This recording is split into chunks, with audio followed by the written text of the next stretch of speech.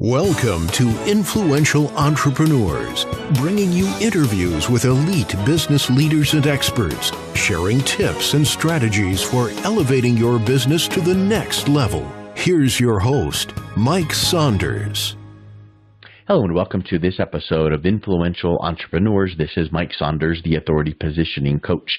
And today we have with us Anjali Chugh, who is the founder of Cosmique Global Incorporated. Welcome to the program, Anjali. Hi, Mike. Thank you for having me on the show. Thank you. You're welcome. I just love getting to know different businesses and what drives them and what motivates them. And give us a little bit of background of yourself and then what led you to start Cosmique Global. It's a little interesting. There was a time when I used to network a lot, participate in mentoring meetups. I would see these young and not so young business owners trying to get help from wherever they could, for increasing their clientele and generating more revenue. I could see the challenges they face either due to the lack of knowledge, resources, or manpower. As it is, I was offering them guidance and whatever help I could as an individual freelancer. But then one day someone suggested to me that I should go about this in a more structured way. And that was the moment, believe me, it hit me that I should be opening up a company. And that's when I thought of incorporating this company, Cosmique Global. And I wanted to make it one-stop shop for business solutions just to help these business owners. So, let me see, it's been almost 5 years since then, and I can say 5 years of incredible learning opportunities, meeting wonderful people, and at the same time, it's been a period of unspeakable and unimaginable challenges. Sure. And of great achievements and rewards as well. So that's the story. Well, it reminds me of just anybody that starts their own business. They think it's going to be all wonderful, and then you hit some roadblocks. And have you ever seen that graphic of it's kind of a funny picture, but one side of the graphic says, here's what most entrepreneurs think their entrepreneurial journey will be, and it starts with this little line that goes from one side of the screen to the top right where it's success. No, just a straight line. And then the next side of the picture says, here's what it's really like in the entrepreneurial journey. And it's all these curves and squigglies. And then you finally get to success, but people don't realize that it's a lot to bite off. And I love your point about one-stop shop. So tell me a little bit about what that means, and I know that you realized that your clients needed that, but what is the one-stop shop and how does that benefit your clients? Yes, of course. Essentially, we Cosmique Global, we offer a complete business building package to our clients. That could include company incorporation, business branding, trademark registration. It could also go on to setting up e-commerce sites if they are into product selling, resourcing, and procurement of products. This one is especially for those in the wholesale and retail industry. And then we also provide website and mobile app development services. And am I forgetting something? Yeah, of course, business and sale purchase as well. So if you have a business, it's not going well, you want to sell it off and you're not finding a buyer, or if you're looking for a new business to purchase, so we're there to help. So honestly, I would say it includes all the components of a business solution provider company, so whatever a growing business would need. So here, under this banner, we work with small businesses, essentially startups. I try to focus on startups, businesses that are a few months to 5-year-old. I call them startups. I see that they still, even in their, even if they are in their 4th or 5th year, I see them struggling to achieve the most coveted milestone in the business world. Everybody wants growth, sustenance, and expansion. and that's what everybody is looking for. So we provide them with the resources they need to achieve these milestones.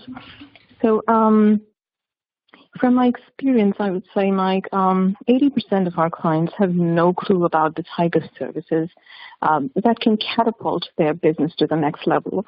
For instance, most of the small business owners that I meet with have very little knowledge about the digital world. You know, they come to us totally oblivious of the fact that they are losing on a big chunk of business in absence of an effective online presence. So we help them with online as well as offline business promotion campaigns. Whether it's developing a website or a mobile app, building an e-commerce platform like an Amazon or eBay store, trademarking their brand, which, by the way, I feel is the most important component of branding, or creating distribution channels for their products and services. We use all possible resources for their brand promotion, and that kind of increases the customer base for them. So this is, in short, what we do. And I think you could ask me, how do we assess what a company needs? So it's kind of sometimes the tricky part is assessing their need because they don't know what they need. So yes. so many times I meet these people. They have a dream to take their business to that level. It's some target that they have in their mind, but they have no idea how to get there. So what we do, we just make it very simple for them. It starts with a preliminary discussion with the owner or a designated representative of the company. So during this discussion, we try to get as much information as possible about their business, about the vision, their dreams, their future goals. So generally, they all have the same goals, believe me. Everybody wants to generate more revenue, get more clients, popularize their brand. Be famous, reach out to more clients. This is generally what their goals are. So besides all of them, they want the services to be cost effective. Now, most of the times, we're the ones who help them in narrowing down the target audience for their products. We do need to explain, in most cases, to them that advertising campaign needs to be built to appeal to a certain audience and not to the general public. So based on that initial conversation, we come up with a business building strategy for them. I definitely, I'm reminded of something. Let me see, some campaigns, for instance, are built especially for young moms or for children, for growing children, or let's say the older generation. Recently, I spoke to someone who owned a board game cafe I think it was in Pennsylvania, and they wanted like any other business owner to generate more revenue, so all that stuff. So the first thing I asked them, who is your target customer? What is the age group? Their preferences as to outdoor activities or food choices. So all this data is relevant for a restaurant, a cafe, or a board game type of a place. You have to know what segment of people would this appeal to. What channels of advertising would be helpful for this kind of business. It could be online or offline or a combination of both. Again, as an example, let me give you a very simple example. If you're catering to the older generation, online promotions might not be of much use to you. Why? Because your customers do not spend time online. Even if they do, most of them wouldn't be active on social media pages. So in this case, social media campaigns won't be of any help. You'll just end up losing money. For this type of business, if you're catering to the older generation, offline advertising, the old school way, distribution of flyers, spreading word in the neighborhood, in your community, I think it would bring better results. So you need to decide which way to go, which advertising channel to use, considering the nature of your business. This is very important. This is the catchword, the nature of your business. You don't have to be all over the internet just because everyone is doing that nowadays. It doesn't work that way. And like in some cases, from top of my head, only certain types of social media campaigns can be helpful.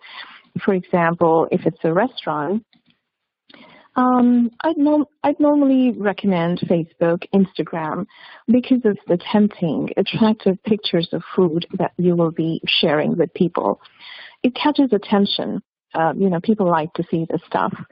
And this is apart from a great website that you must have, and listings on Google, Foursquare, and Yelp, so that people can find your business location easily. So again, long story short, depending on what your business is, you must choose your advertising platform very carefully. You don't have to be all over the place.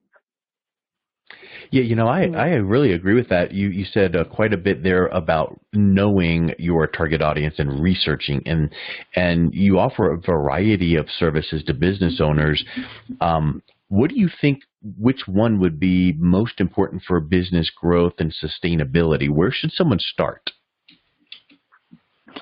I personally recommend the first step is getting your brand registered. Believe me, that's the first thing you must do. It doesn't matter if you're into products, if you're into services, it doesn't matter at all. If a business already owns a brand, the brand, I would say the first thing to owning a brand is having a logo in the least. That's how the journey starts.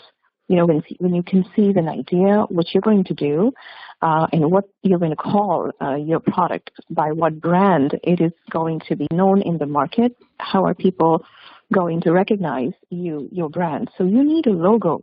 You need a name of the product, the name of the brand. So the logo, the designing of the logo, creating a logo, conceiving the design of a logo is the first step.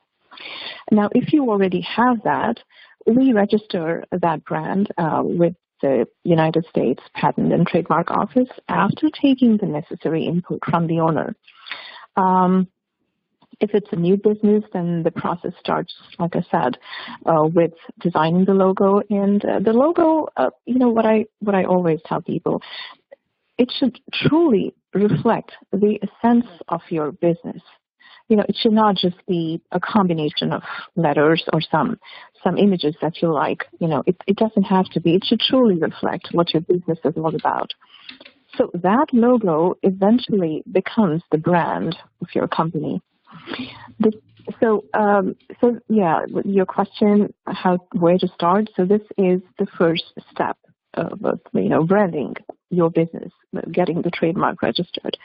And the way we do it, it's not a very complicated application, so to say. It usually runs into a few pages. I'm just adding a little bit of information here just so that your audience knows, what they are getting into. So, and the information needed from the client covers all aspects of the business, ranging from the date of using the brand in commerce, you should have that on record, to submitting a logo and a specimen, along with the details of the incorporated entity and the owner. The person filing the trademark application needs to be well conversant with the trademark law. The filing process, it starts with thorough search of a brand name availability in the trademark database and identifying the class under which the products or services need to be filed. This is where a business owner gets confused if he's doing it himself on his own.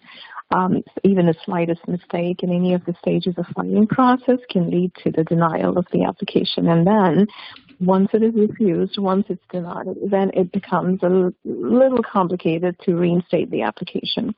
That's why I always advise people to hire a consultant or an attorney who has sufficient experience in handling trademark registration. It usually takes about 12 to 18 months to get the final registration certificate in their premises. It's usually mailed out to them. So that's the first step. And then once they have this, then definitely the next step is promoting the business, how to promote, which channel to use for advertising, whether it's online or offline, or like I said, if it's a combination of both. But even then, I would always suggest take guidance, take help from people who have already done it, who have already walked this path. So it's better because you kind of save time like this. Otherwise, because the experienced people, even if they don't help much, they will be able to tell you what the pitfalls are. You don't want to be wasting time and walking the wrong path and then going about it the wrong way. Why waste time and money? So take help, take advice before, treading into this new terrain. That's what I call it, a new terrain. Yeah, exactly. And I know for me, I've tried that trademark process and gotten stumbled along the way. And so I know that having someone that's the expert in guiding you along and just doing it the right way the first time is a big, big help. So I would like to see just your final thoughts here on, I know that business owners love the concept of one-stop shop and everything from the registering the trademark at the beginning to growing your business using some specific marketing techniques. What type of affordability are your packages? You definitely would be able to say, well, typically our packages would appeal to businesses of this size or this revenue size. Oh, yeah, they are very affordable. Like I said, I wouldn't say we only cater to, but yeah, we try to confine ourselves to startups. That's a personal choice I made when I started this company. So if it is for the startups, so definitely it is affordable. I won't go into the numbers here on the radio show, but all I can say is something about like trademark registration. People usually shy away from trademark registration because it is very, very expensive. Normally it's expensive if you go to an attorney. So I would say if you go to an experienced consultant or an advisor, even then it would be probably like 3/4 of the cost. But what we charge them, believe it or not, it's just about 1/5 or 1/6 of the total cost what anybody would charge. So it is affordable. And then sometimes we do give them payment plan options as well, but not in many cases. So just don't hold me for that. Yeah. But yes, sometimes we do on case-to-case basis. So it is very affordable, especially for a startup. Mm-hmm. Yes. Well, I think that's just really good to know because sometimes people just think, well, I'm going to try it on my own. And if you try it on your own and mess it up, then you may as well just hire someone and had it done right the first time, right off the bat. So I really agree with that and I really appreciate you coming on the show today. Let's wrap up with telling people how can they reach out and connect with you and your company. Thank you so much. And then one last thing before we close, I would definitely like to tell people who are listening in, running a business and promoting it are essentially two different things. For any business to succeed, it's important that you have two separate teams taking care of these significantly different areas. Don't try to do everything yourself. I totally understand the core problem that a new business faces is the lack of financial resources, but small business owners usually do not feel comfortable with spending money on business branding, things like this, which is why they try to do everything themselves, but eventually realize that it's not going to work that way.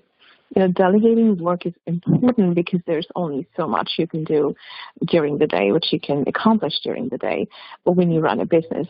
So I always advise people, please give it to two different teams, delegate work. You can't do it yourself all on your own. I agree. That really does make sense. So what is your website? It's cosmiqueglobal.com. You can spell that out if you want, COSMIQUEGLOBAL.com. And there we have all the services listed. Any help you want, we're there 24/7. Just email us, call us. We're at your service. Excellent. Well, thank you so much for your time today. It was really wonderful getting to know you. Thank you so much, Mike. And You're this welcome. has been an excellent opportunity. Thank you. You've been listening to Influential Entrepreneurs with Mike Saunders. To learn more about the resources mentioned on today's show or listen to past episodes, visit www.influentialentrepreneursradio.com.